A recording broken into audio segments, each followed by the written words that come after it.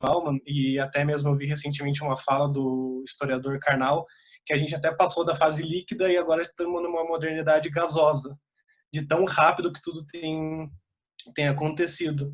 Então, nesse ponto que nós estamos, que em um dia explode uma notícia e no outro dia já é outro foco, como é que o Estado consegue filtrar e realmente ver, olha, isso é importante, isso, porque as coisas vão e vêm, e acaba, o hoje já se torna passado, a notícia importante de hoje já some, então como o Estado deve se comportar e até mesmo o direito, né?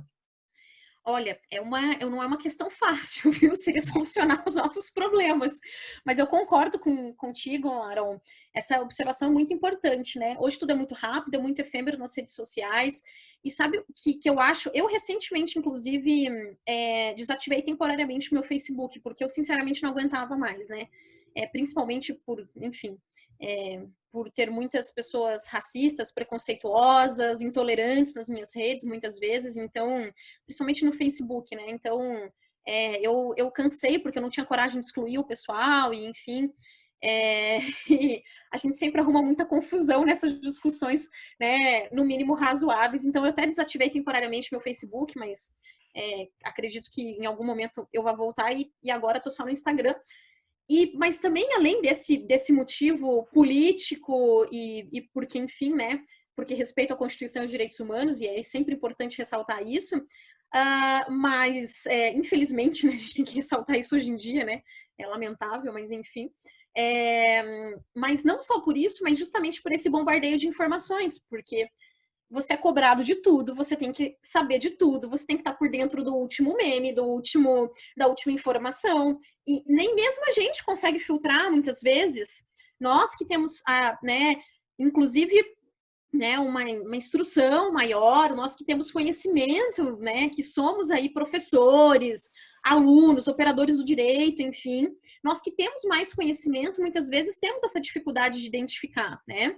Então a gente já tem alguns sites, já tem a mídia também colaborando para a identificação de fake news, mas acho que o Estado tem que com certeza ser um pouco mais, acho difícil esse controle, mas tem que ser um pouco mais incisivo em relação a isso.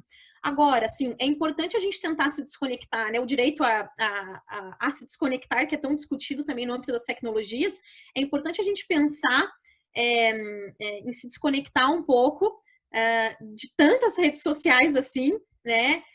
De ler, de procurar outros canais que podem ser um pouco mais inadequados, mas não vejo essa necessidade de estar por dentro de todas, né? E quando a gente se afasta das redes sociais, a gente vê que isso não é necessário realmente, né? A gente não precisa estar por dentro de todas as discussões deflagradas no Facebook, no Twitter, no Instagram. Isso não é necessário para a nossa vida, né? Porque o que é realmente necessário nós temos ali a mídia que mais confiamos, enfim, nós temos outros canais de informação. Então, eu acho que isso é exaustivo e realmente tudo passa, como você disse, né, de forma muito rápida. Mas o importante é que nós encontremos mecanismos, inclusive legislativos, aí de punir isso e de que, né, e para que nós tenhamos um pouco mais de filtro nessas redes sociais, porque a gente consegue eventualmente se distanciar com dificuldade, né? Mas às vezes a gente consegue, com certa dificuldade, mas nós conseguimos. Mas né, e as outras pessoas, né? E o que a gente chama atenção, que é muito mais grave, é quando uma empresa desse porte usa toda, né, citada ali no documentário, usa toda essa inteligência artificial para enganar as pessoas, para trazer uma informação que não é verdadeira, né, para direcionar informações. Então, isso é muito mais grave, né, quando você atinge esse número gigantesco de pessoas com informações, no mínimo aí, equivocadas. Então, a gente tem que, né, tentar adotar posturas para cada vez mais combater. Inclusive, eu acho que houve violação de vários direitos. Isso pode ser levado, inclusive, para as cortes de direitos humanos.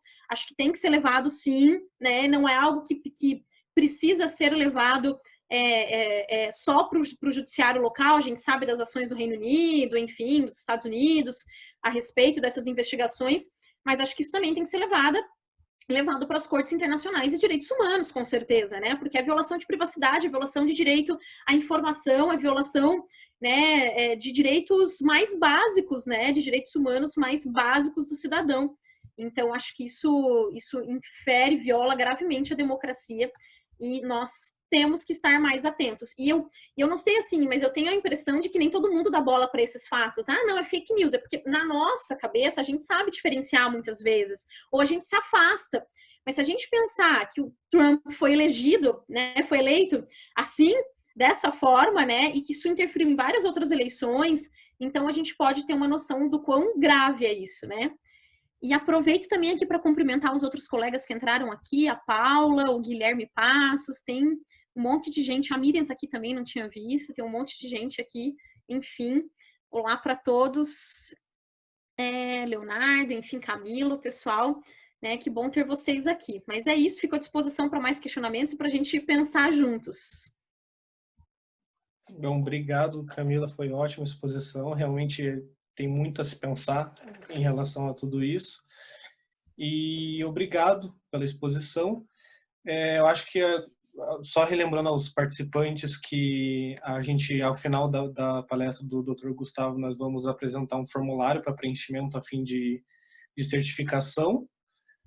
E se alguém tiver alguma dúvida para a doutora Camila, pode ficar à vontade para mandar no bate-papo, ou também a doutora disponibilizou ali o e-mail dela, e então sintam-se à vontade. Eu vou até... Obrigada, Sandra. Eu vou até colocar aqui o meu e-mail também, o meu Instagram, para o pessoal que, enfim, quiser se comunicar de alguma forma, porque eu tentei dar aqui algumas noções gerais, até pelo nosso tempo, mas a gente teria muito o que discutir, né?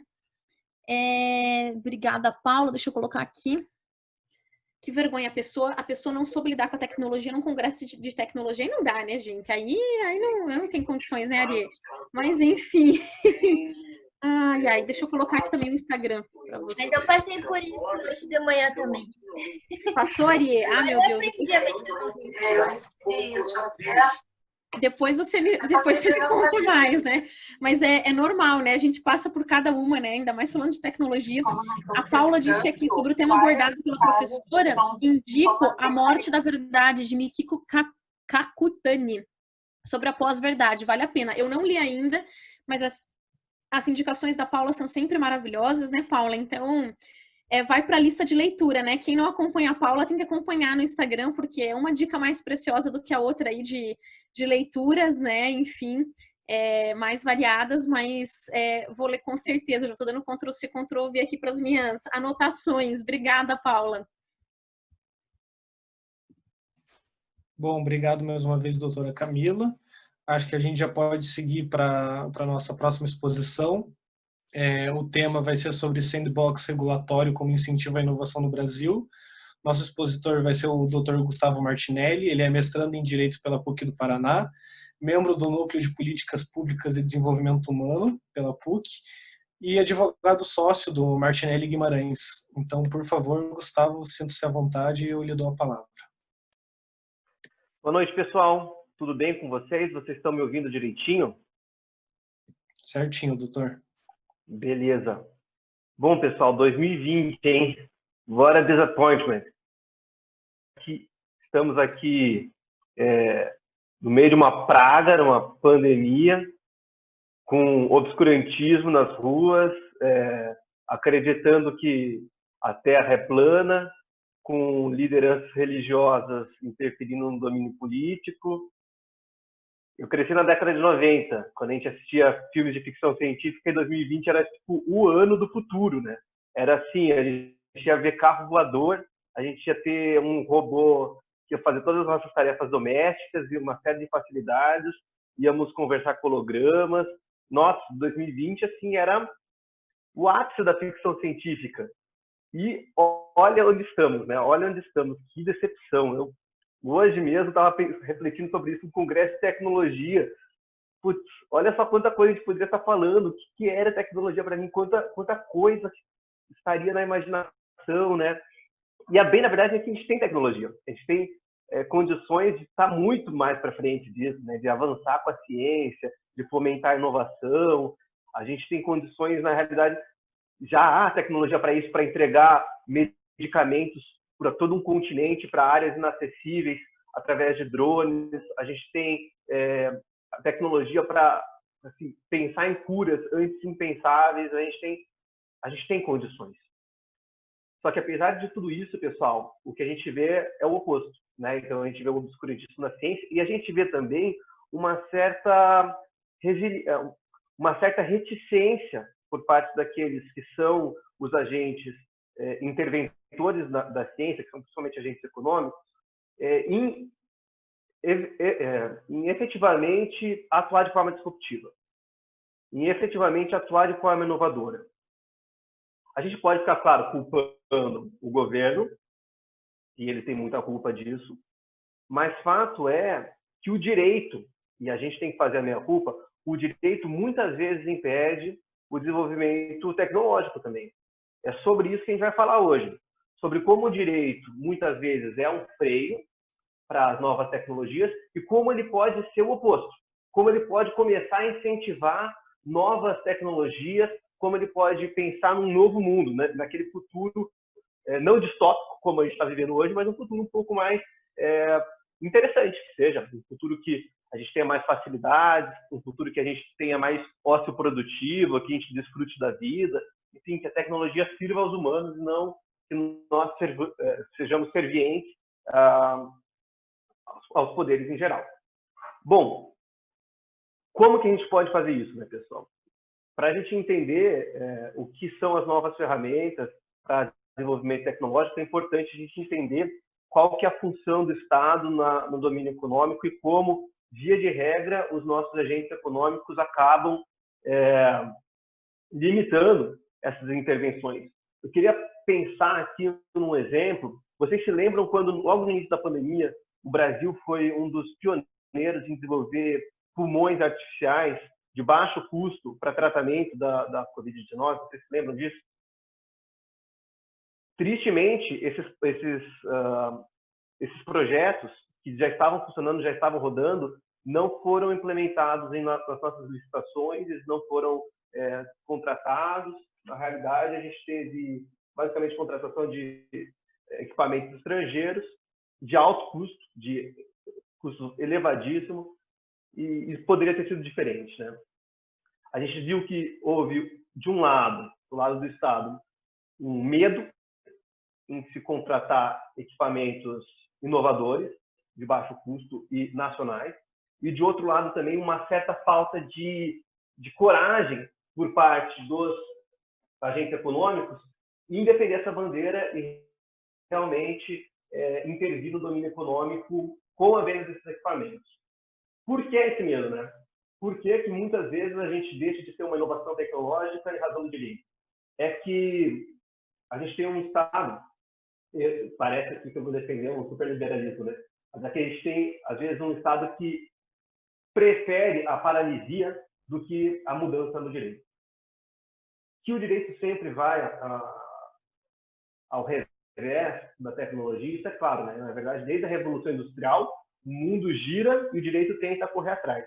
Só que hoje a gente vive numa situação que é a situação disruptiva. O que significa uma disrupção, pessoal? Uma disrupção é uma quebra no modelo de produção que possibilita duas coisas. A primeira coisa é a abertura de um novo modelo de negócio. Na verdade, é até a abertura, muitas vezes, de um novo setor produtivo. E a outra coisa é a entrada de uma concorrência ampla de novos agentes, que quebra uma situação hegemônica anterior. Isso é muito comum quando a gente vê, por exemplo, no setor de telecomunicações, como o Zoom, durante a pandemia, foi efetivamente um agente disruptivo que quebrou o que a gente estava acostumado com, mudou o nosso sistema de comunicação de fato. As audiências agora no Poder Judiciário já são por videoconferência, com diversos sistemas, enfim, essa situação assim, quebrou o que a gente estava acostumado e hoje a gente tem realmente um novo patamar. Tá? Então, o que acontece é que nas situações disruptivas, os nossos agentes estatais, os interventores responsáveis por organizar como o direito se dá, as agências reguladoras, o poder legislativo, enfim, eles não sabem, olha que interessante, é um problema aqui epistemológico, eles não sabem quais são os fatos relevantes para a regulação. Maria, não sei se você consegue me autorizar aqui o compartilhamento de tela. Eu não preparei uma apresentação, porque da última vez que eu fiz isso, travou, foi um maior bafafá, não consegui rodar direito. E como aqui a minha intenção é criar essa conversa com vocês, eu quero usar o quadro branco. Quero usar o quadro branco só para desenhar algumas coisas, e principalmente conceitos, para que vocês entendam aqui. Está aparecendo o quadro branco? Não, né? Como estava aparecendo? Quadro branco. Estava o compartilhamento de tela, doutor. A mensagem. Aqui, tá. Agora vocês estão vendo, né? Então, eu só quero tratar de alguns conceitos básicos aqui. Então, a gente tem que a situação disruptiva é o que muda. Disruptiva. É o que altera significativamente o direito hoje, tá? Porque ela abre o mercado para novos agentes e tecnologias. São tecnologias que guiam o mercado. E o que acontece aí? A gente tem um problema epistemológico com os agentes interventores no direito. Não sabemos quais são os fatos relevantes. É isso que é muito importante que vocês gravem aqui. Nós não sabemos hoje, quando entra uma nova tecnologia no mercado, quais são os fatos relevantes para uma regulação. Vou interromper o compartilhamento e depois a gente volta para esse quadro branco. Lembrem quando surgiram os patinetes elétricos. Nós ficamos, basicamente, 6 meses discutindo se tinha que usar capacete, se tinha que andar na calçada ou podia andar em ciclovia, se tinha que pagar indenização nos casos de acidente. Diversas coisas absolutamente que não se conversavam, basicamente. E, no final das contas, a Yellow saiu do Brasil, não conseguiu operar, porque não foi feita, de fato, uma regulação, porque a gente não conseguiu elaborar um plano que possibilitasse o investimento deles no Brasil. O problema da situação disruptiva e da ausência de conhecimento sobre os fatos relevantes é que a gente fica numa sinuca de bico entre uma regulação imprudente, que é uma regulação que que se dá apesar do desconhecimento dos fatos, ou uma paralisia. Quando o regulador está numa situação, e olha só que legal, pessoal, isso daqui é ciência política, vocês vão operar agora como lobistas, tá? Quando a gente está numa situação entre uma regulação imprudente e a paralisia, via de regra, o administrador tende a paralisia. Justamente porque os custos são muito altos, a ideia é, não vou regular. Não vou regular, proíbo. Só que quando a gente tem uma paralisia no mercado de inovações, a gente quebra o mercado. A gente quebra o mercado, a gente impossibilita com que novos agentes entrem, que as tecnologias evoluam, e a gente impossibilita que em 2020 a gente tenha carro voador. Tá? Quero só assim, deixar bem evidente a situação de como a gente opera hoje. Pensando nisso, pensando que, via de regra, a cautela triunfa sobre o risco, e esse é o comportamento humano, algumas alternativas no Oriente começaram a surgir para tratar de tecnologia disruptiva. Quando a gente fala de sandbox, pessoal, a gente está falando de Singapura, a gente está falando de Japão, a gente está falando de Hong Kong, a gente está falando com polos jurídicos que normalmente nós não nos interessamos. Eu quero falar para vocês, principalmente de Singapura, que foi uma experiência que deu muito certo com o sandbox. Bom, antes de tudo, é importante que vocês entendam o que é sandbox, né? Sandbox regulatório é uma alternativa que visa regular novas tecnologias sem que essa regulação seja imprudente. Como isso? Com algumas características. E aqui eu vou voltar para o nosso quadro branco. Vamos lá. São 4 as características de uma sandbox. Limite temporário máximo, suspensão temporária das normas vigentes, precariedade da autorização regulatória e um processo seletivo para a gente identificar quem de fato está inovando. Uma figura jurídica, um laboratório, pessoal, um laboratório dentro do direito, um experimento administrativo. Através de uma sandbox regulatória é aberto um edital, são selecionados determinados agentes que vão poder, por determinado período de tempo, 6 meses, por exemplo, atuar com desconto regulatório. A ideia aqui, a palavra-chave, desconto regulatório. Esses agentes econômicos vão poder atuar sem que a norma atue sobre eles. Olha só que interessante. Eles vão poder atuar num regime de exceção. Um regime de exceção que é precário, e sempre que surgir uma nova situação, uma emergência, pode ser levantado e eles ficam atuando na ilegalidade. Mas que, terminada essa situação, terminado esse prazo, duas vão ser as alternativas possíveis. Ou vai ser executada uma nova regulação. Nesse caso, o que acontece? Nós entendemos que as novas tecnologias elas são tão diferentes, tão disruptivas, que elas precisam de uma nova regulação. Ou as novas tecnologias, a tecnologia se adequa à regulação vigente. Nossa, mas ficou 6 meses com desconto regulatório, operando quase numa ilegalidade legal, e depois vai ter que se adequar à regulação vigente, que não serviu para nada. Pelo contrário, pessoal. Quando a gente tem essa situação, o mais interessante é conhecermos a nova tecnologia, entendemos como ela funciona, e agora a gente pode dizer, olha só, você não é tão diferente assim. Você se enquadra em critérios de generalidade e abstração da norma que possibilitam a gente trabalhar com o cenário regulatório atual. Quais são as vantagens de criar um laboratório no direito, pessoal? Quais são as vantagens de pensar algo que é tão diferente do direito, que é essa plasticidade do direito, né? Pensar um laboratório jurídico é pensar justamente que as normas são transitórias. E o nosso direito não admite isso. O civil law, sobretudo, ele tem essa ideia do dogma da completude, né? Entender que a norma, que o nosso direito ele é complexo e que ele dá conta de solucionar todos os problemas.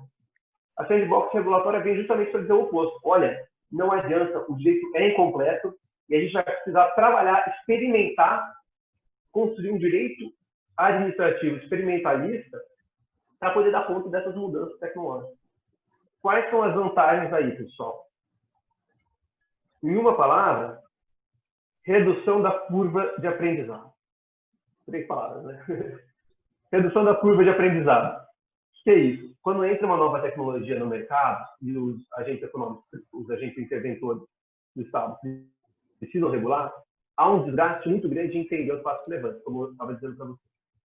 Leva-se um tempo até a gente entender como funciona aquela tecnologia, como de fato se ganha dinheiro. Hoje a gente não sabe ainda como que o Uber ganha dinheiro. Não é concorrido, pessoal, porque não sei se vocês sabiam, a Uber ela é uma empresa deficitária. Ela não teve nenhum lucro até hoje. Se você computar as corridas. Na verdade, a Uber opera com dados. A Uber quer saber como você, para onde você vai, qual é a sua rotina, e depois ela vende esses dados, né? Então, a gente não entende isso. A gente tenta regular a Uber compreendendo que o negócio deles é corrida. E tenta regular com base em serviços públicos de táxi, etc. e tal. Quando, na verdade, eles não ganham dinheiro, a operação é outra. Então, há um desgaste muito grande, por muito tempo, dessa curva de aprendizado. O agente interventor ele leva muito tempo até entender de fato o que acontece para poder começar a regular. No meio do caminho, tem regulações falhas, tem regulações imprecisas. De fato, não se possibilita a intervenção real. Eu estou lendo aqui as mensagens da Camila, e por isso estou me concentrando aqui, né? Fique tranquila, Camila. Pode ir para os seus compromissos. Foi um prazer conversar com você, dividir essa mesa, tá? Vamos combinar de discutir mais esses temas. Sua palestra foi excelente. Nossa, eu me fascino principalmente por essas formas de democracia direta, democracia e democracia, como aconteceu na Islândia. Isso tem muito fácil.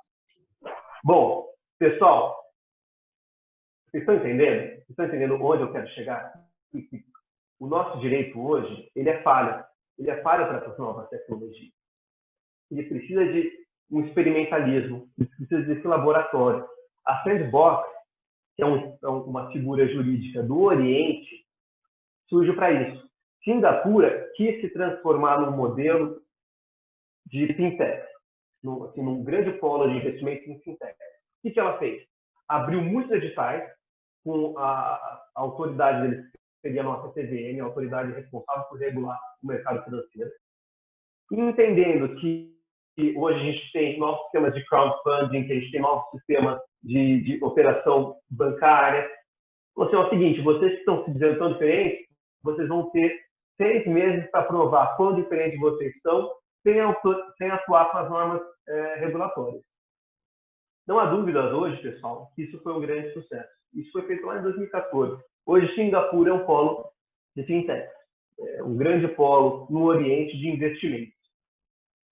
A gente está começando a estudar sandbox. Tanto é que eu não fiz uma grande apresentação também, porque não há bibliografia, né? Eu fiz uma pesquisa com a Ariê. A gente não tem uma bibliografia nos artigos científicos aqui do Brasil sobre sandbox regulatório. O que a gente tem, na realidade, são experiências, principalmente orientais, algumas na Inglaterra, outras nos Estados Unidos, sobre sandbox. E os artigos escrevem sobre essas experiências. A CVM, há cerca de 2 meses atrás, emitiu uma portaria que trata justamente de sandbox aqui no ordenamento jurídico brasileiro. Por que eu acho que essa portaria não é tão interessante de ser estudada? Primeiro, porque ela é limitada ao ambiente dos valores imobiliários, a CVM é a Comissão de Valores Imobiliários e atua estritamente no mercado financeiro. E segundo, porque sendo uma portaria, ela é muito volátil. Eu não tenho dúvida que daqui a 6 meses ela vai estar revogada e vai estar outra portaria em vigência. Então, eu não recomendo que vocês se debrucem tanto nisso. Eu quero que vocês pensem comigo, façam um exercício de reflexão, a importância que é ter um direito administrativo experimentalista quando a gente fala em novas tecnologias. Eu quero que vocês entendam a importância que é ter um cenário plástico para debater patinetes elétricos, para debater mobilidade urbana, para debater, por exemplo, aluguel de bicicleta. Pessoal, a gente precisa entender o que será o serviço de transporte de medicamentos por drones. Como que isso vai se operar? A gente precisa entender como se dá o ambiente de contratação de pulmões artificiais durante uma pandemia. Pulmões artificiais de baixo custo e sustentáveis. Se a gente não tiver um ambiente para pensar situações disruptivas que quebram o mercado, a gente não vai poder avançar. E aí a gente vai estar pensando em 2040, para mim 2040 agora é o novo ano, 2050 é o novo ano com o carro voador. De repente a gente vai estar em 2050 ainda com os mesmos smartphones, com pouquíssima bateria, pensando sem sistemas de energia sustentáveis, a gente vai estar ainda no mesmo patamar que estamos hoje. Então, essa conversa com vocês, eu procurei trazer essas reflexões, eu procurei trazer essas preocupações sobre o ambiente do direito administrativo experimentalista. Isso é vanguarda, isso é o novo cenário que se cria, essa nova possibilidade de conversa entre a sociedade civil e os nossos agentes reguladores, ela é extremamente urgente. E, no final das contas, quem ganha somos todos nós. Tá? Isso é muito importante que se diga, porque eu procurei aqui trabalhar do ponto de vista do regulador. Né? O regulador tem uma diminuição da curva de aprendizado, o regulador ele tem essa possibilidade de intervir diretamente no uso dos agentes, mas a bem da verdade é que a gente tem uma redução significativa dos custos de transação dos agentes econômicos, e mais do que, ou seja, o que ajuda de fato os agentes econômicos, e a gente tem, na verdade, um grande estímulo à inovação no Brasil. A gente não pode esquecer que é papel do direito, e isso conforme o artigo 218 da nossa Constituição, é papel do direito e do Estado incentivar o desenvolvimento científico, a pesquisa, a capacitação científica e tecnológica. Tá? No parágrafo 4 do artigo 218, é dito que a lei deve apoiar e incentivar a inovação no país, inclusive trabalhando de forma diferente, com uma legislação específica para novas tecnologias, justamente para que a gente tenha uma inovação que assegure mais renda, uma inovação que assegure mais bem-estar, uma inovação que assegure os objetivos da República. Então, veja, Quando a gente pensa nesse cenário, quando a gente pensa em novas ferramentas de regulação, a gente pensa em tudo isso. A gente pensa no avanço tecnológico no Brasil. É por aí que eu queria conversar com vocês, pessoal. Espero ter sido instigante, essa era a minha preocupação, ter sido instigante, mais do que duro, mais do que bem estruturadinho. Assim, o que eu queria tratar com vocês era essa nova figura, uma figura ainda muito, muito diferente de tudo aquilo que a gente já viu, uma figura que não é tratada de forma legal no direito ainda, ela é vista numa outra portaria, então a gente não tem um conceito, a gente ainda não tem uma regulação, tá? Mas é algo que já está vindo, é algo que já se apresentou para a CVM, é algo que já tem sido apresentado em artigos científicos, e a gente tem que pensar isso, a gente tem que pensar para além da caixa. Para além da caixa, mas dentro da caixa de areia do sandbox. Beleza? Vou anotar aqui o meu Instagram, os meus contatos no bate-papo, mas já passo a palavra para a Lia ou para o Aron para considerações finais. Bom, muito obrigado, Dr. Gustavo. Realmente, o sandbox regulatório é um assunto que me agrada, que inclusive já foi tema de pesquisa meu e da Ariê. E realmente é uma grande inovação, só que eu tenho uma preocupação quanto a isso, na aplicação aqui no Brasil, de ter um efeito contrário daquilo que é proposto, ou seja, as instituições aplicarem tamanha burocracia que acaba desincentivando a produção e a inovação e acabe por ser prejudicial ao próprio desenvolvimento econômico. Essa pergunta e essa preocupação sua é muito interessante, Aron, porque a gente tem esse costume, né? E para facilitar alguma coisa, antes a gente precisa complicar. Então é um costume, é cultural do Brasil fazer isso.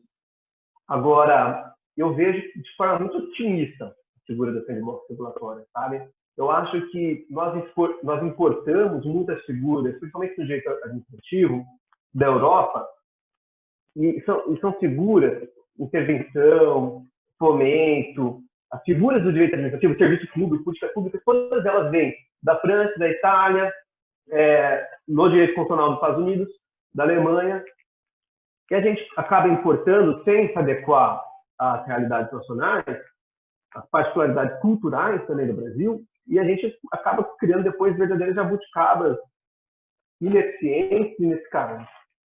A sandbox a gente está se inspirando muito mais no Oriente, né? Novamente estamos importando. Só que nós estamos importando fora do eixo do capital, fora do eixo capitalista, que não tem nada a ver com a gente. Na verdade, se a gente comparar Indonésia, se a gente comparar Singapura, guardar as devidas proporções, nós estamos numa periferia de capital muito mais semelhante a eles do que com França e Itália.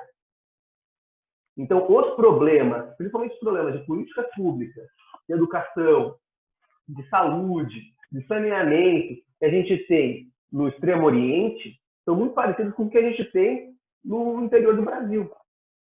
E quando eles pensam alternativas regulatórias, eles estão pensando em alternativas regulatórias para sanar problemas de saneamento, de desenvolvimento humano.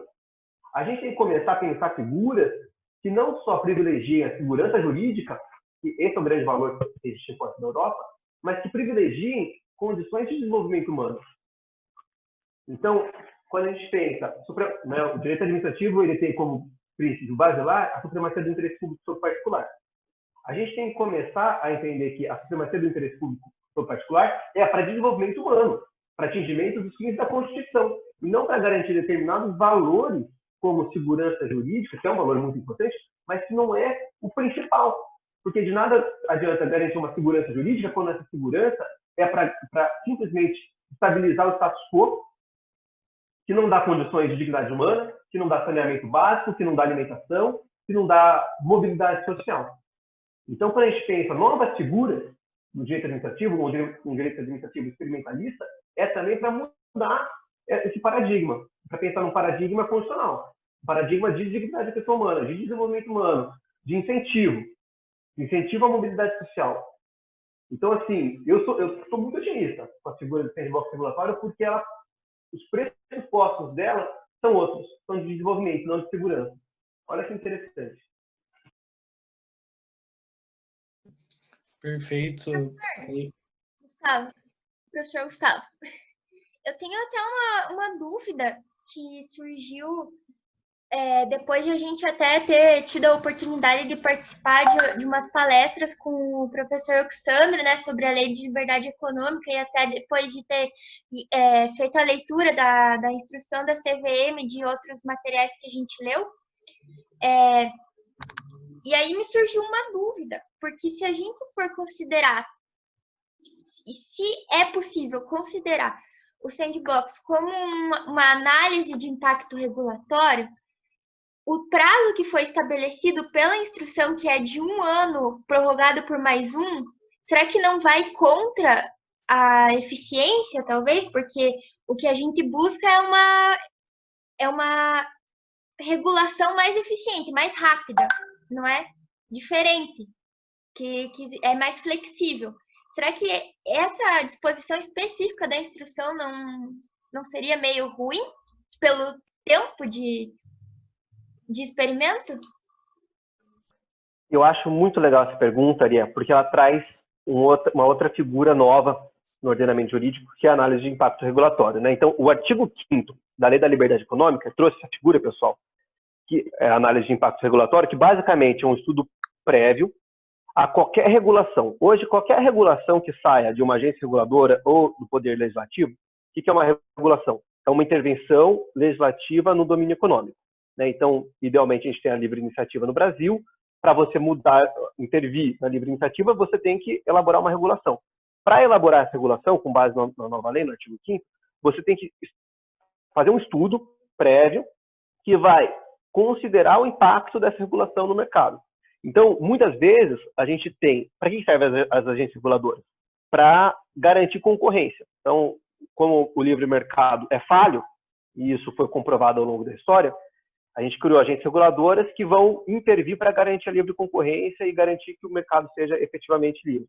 Só que essas regulações, às vezes, criam problemas regulatórios. Então, a gente tem a ineficiência regulatória. Isso é complexo.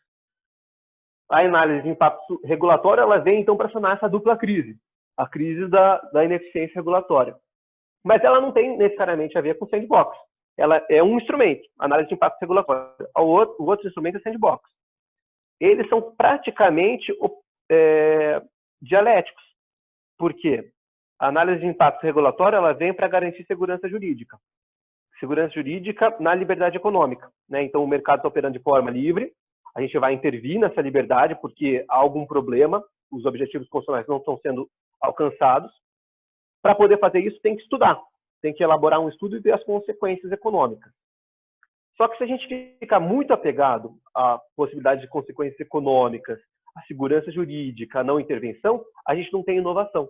A gente tem paralisia.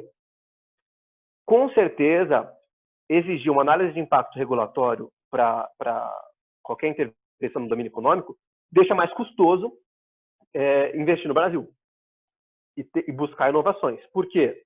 Porque é um tempo a mais. Você está absolutamente certo, Aria, quando você diz que isso pode trazer ineficiência. O intuito da análise de impacto regulatório é trazer eficiência. Mas, se a gente transforma isso como uma mera etapa a mais no processo regulatório, tem que elaborar um estudo e é meramente burocrático, aí a gente eleva o custo. Essa não é a ideia. Então, tem que ser pensado de forma conjunta. Como garantir inovação e como garantir regulações probas e eficientes. Esse é um grande desafio, isso vai ser um grande desafio para todas as agências reguladoras. Então, se a gente pensa a Anvisa, que é a grande agência reguladora que está sendo falada hoje durante a pandemia, quando ela autoriza ou proíbe a cloroquina, por exemplo, idealmente falando, para autorizar ou proibir a cloroquina, ela teria que elaborar um estudo de impacto regulatório.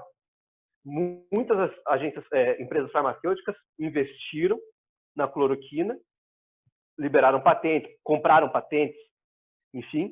E se ela fala está proibido no Brasil, ela está intervindo significativamente no domínio econômico do mercado farmacêutico. Então, teria que ser elaborado um impacto regulatório disso. Só que a gente está numa situação de pandemia, a gente está numa situação de anormalidade, que o melhor seria de repente, fazer um experimentalismo administrativo. Sandbox regulatório. Como conjugar essas duas figuras? Isso daí é o grande desafio. Eu não tenho essa resposta, mas tem que ser feito. Esses dois valores, inovação e garantia de um ambiente probo.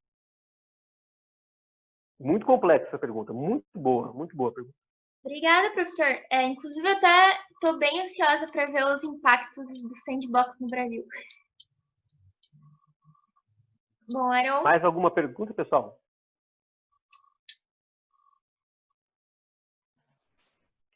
Opa! Eu tenho uma pergunta, pessoal. Olha aí, Bom, diga. primeiro, obrigado pela palestra, foi bastante construtiva. Eu estou me aventurando nos próximos tempos no meu doutorado aí com professor com risco regulatório. E minha pergunta é baseada nos cases que já foram observados.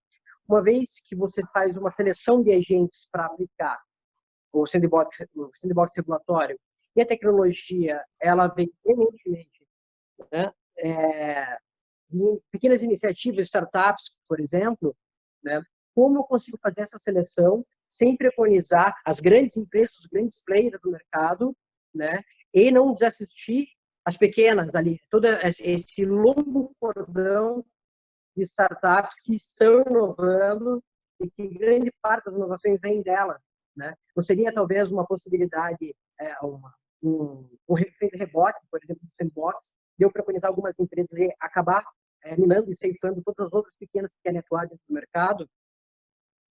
É isso. Excelente pergunta. Essa é uma preocupação, garantir a inserção de novos agentes econômicos no mercado é uma preocupação das iniciativas de sandbox.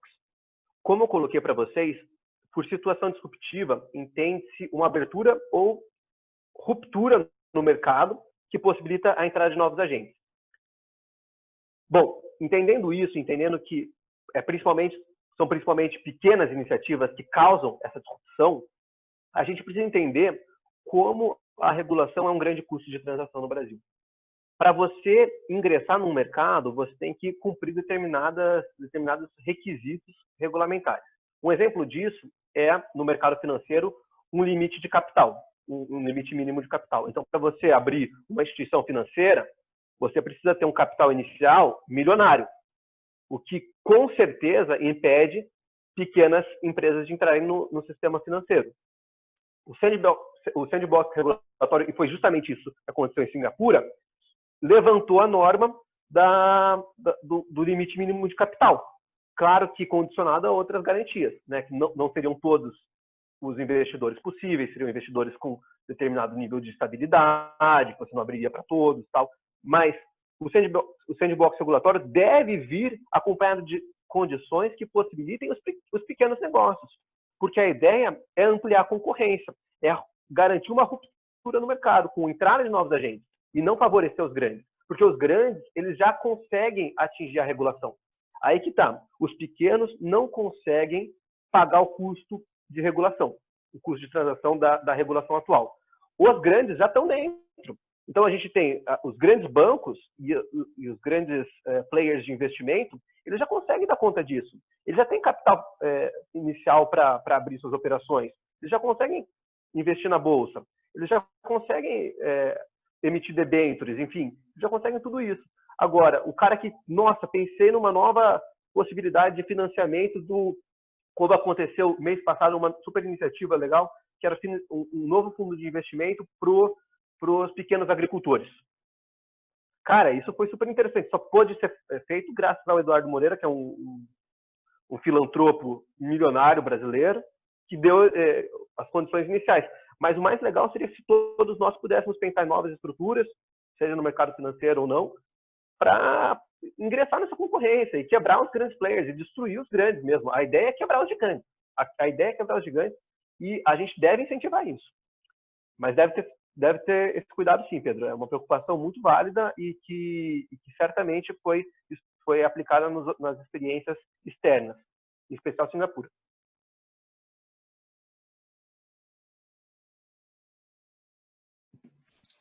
Bom, obrigado mais uma vez pela exposição, Gustavo. Realmente é um tema que ainda vai causar bastante indagação e até dor de cabeça para a gente, que somos operadores do direito e eventuais produtores de artigos científicos.